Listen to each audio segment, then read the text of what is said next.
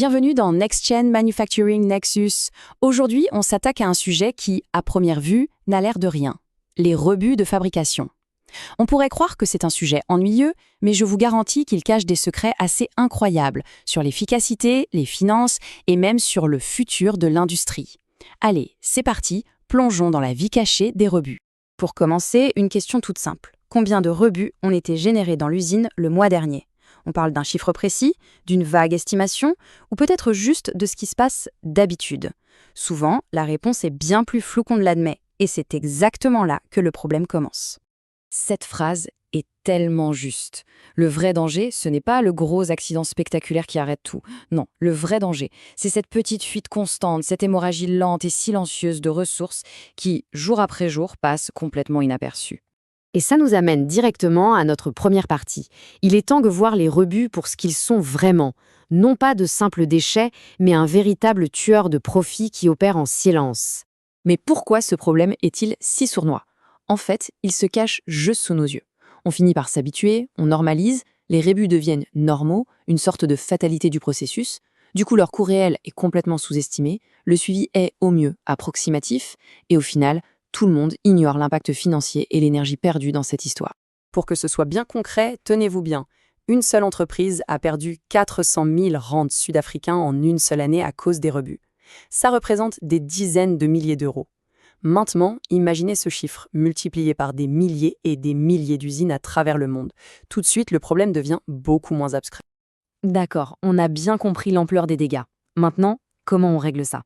Eh bien, la première étape, c'est d'enfiler sa casquette de détective pour trouver la vraie source du problème. Et l'outil principal pour cette enquête, c'est ce qu'on appelle l'analyse des causes racines, ou ACR. L'idée est hyper puissante. Au lieu de se contenter de traiter les symptômes, on creuse jusqu'à trouver la cause fondamentale, pour l'éliminer une bonne fois pour toutes. Et un des outils préférés du détective, c'est le diagramme de Pareto, qui s'appuie sur la fameuse règle des 80-20. C'est simple, en général, une toute petite poignée de causes, environ 20%, sont responsables de la grande majorité des problèmes, près de 80%. Ça permet de concentrer toute son énergie là où ça compte vraiment. Et regardez ce que ça donne avec des données réelles. Dans l'étude de cas qu'on a vue, c'est flagrant. 3 petits types de défauts, inclusion céramique, coulée terne et retrait, sont à l'origine de quasiment 80% de toutes les pertes financières. D'un coup, le plan d'action devient limpide. Il faut s'attaquer à ces 3-là en priorité. Bon, maintenant qu'on sait comment trouver les défauts, prenons un peu de hauteur. On va explorer les grandes philosophies de management qui sont conçues pour empêcher ces problèmes d'apparaître, de façon systémique. Il y a principalement 2 grandes écoles qui s'affrontent, ou plutôt qui se complètent, le Lean et le Six Sigma. Pour faire simple, le Lean, c'est la chasse au gaspillage pour que tout soit plus fluide et plus rapide. Le Six Sigma, lui, est obsédé par les données et la statistique pour réduire la moindre variation et viser la perfection. 2 approches, un même but, un processus ultra robuste. Et en plus de ces 2 géants, il y a tout un arsenal de techniques. Prenez le Pokayoke par exemple, un concept japonais génial qui veut dire anti-erreur. L'idée, c'est de concevoir les choses de manière à ce que l'erreur soit physiquement impossible. Pensez à une clé USB. On ne peut pas la brancher dans le mauvais sens. C'est ça l'esprit. Intégrer la qualité directement dans le processus. Allez, on passe à l'étape suivante. Voyons comment les technologies numériques viennent donner un coup de boost incroyable à toutes ces philosophies. C'est la nouvelle évolution dans la guerre contre les rebuts. Le plus grand changement, c'est de passer du vieux carnet de notes au tableau de bord numérique. Avec un suivi manuel, c'est toujours en retard, toujours imprécis. À l'inverse, un système ERP, un logiciel de gestion intégré, capture l'info en temps réel à la source. On ne devine plus, on sait exactement quelle machine, quel opérateur et surtout pour quelle raison un rebut a été produit. Et la technologie nous emmène encore plus loin, notamment avec l'intelligence artificielle. On parle de maintenance prédictive. Là, on ne se contente plus d'enregistrer les problèmes, on les anticipe. On passe d'un mode réactif, où l'on répare, à un mode proactif, où l'on agit avant que la panne ne survienne. C'est une vraie révolution. Et les résultats, ils sont juste bluffants.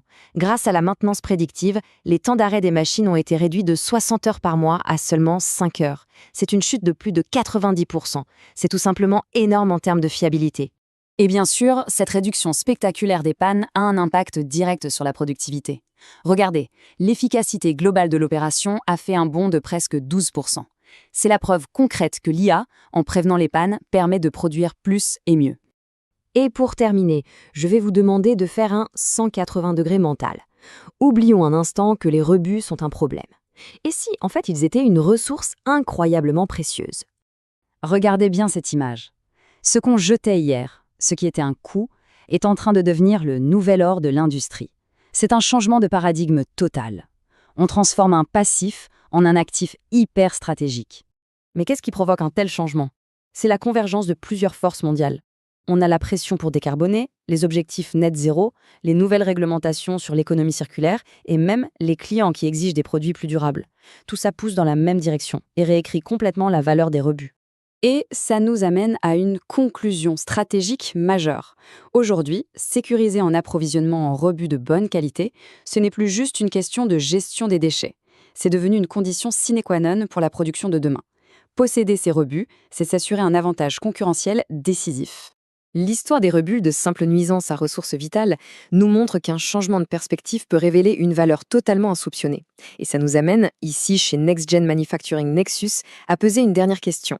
Quels autres défis, que l'on considère aujourd'hui comme des problèmes, sont en fait de formidables opportunités qui n'attendent que d'être découvertes?